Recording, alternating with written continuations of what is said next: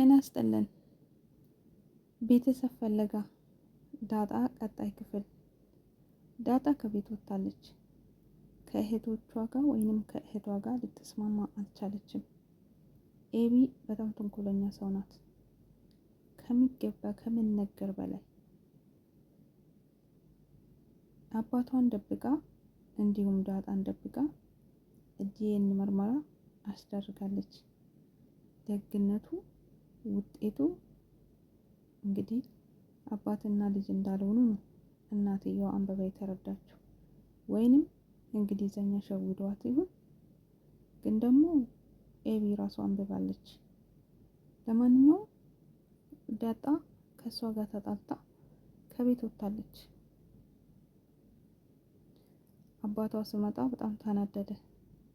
ዳጣ የት ሄዳ ነው? ውሃ ደግሞ ምግብ አልበላም ዳጣ ካልመጣች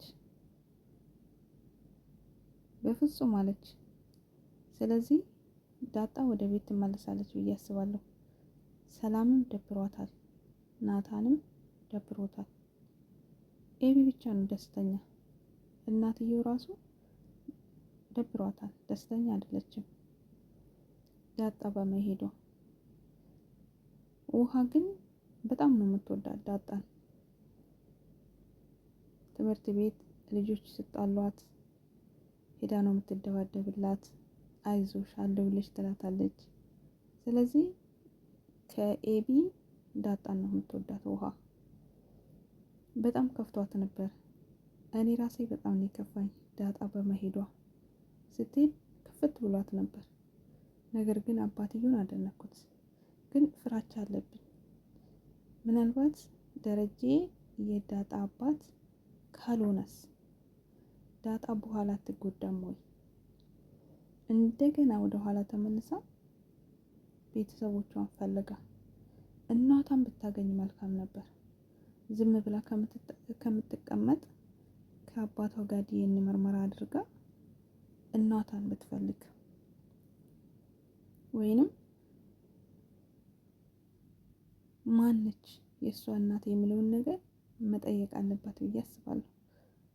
ምናልባት እሱ አባቷ ካልሆነ በኋላ ትጎዳለች ብዬ አስባለሁ። ለማንኛውም አባቷ ወይንም ደረጀ ዳጣ ካለችበት በዚህ በምሽትና በጨለማ ይዟት ልመጣ ሄዷል። በጣም ደስ ይላል። ጎበዝ አባት ነው። ምክንያቱም በጣም ነው የተናደደ አለመኖሯ። እሷም ደግሞ እንዴት ትወጫለሽ? እሷ ደግሞ ካልወጣው ችግር ይፈጠር ነበር ብላለች። በጣም ነው የደነገጠው።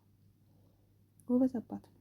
ለማንኛውም ውሃ ደስ ይላታል ዳጣ ወደ ቤቷ ስትመለስ። የሚቀጥለው ምን ይሆን አብረን የምናየው ይሆናል። መልካም ቆይታ።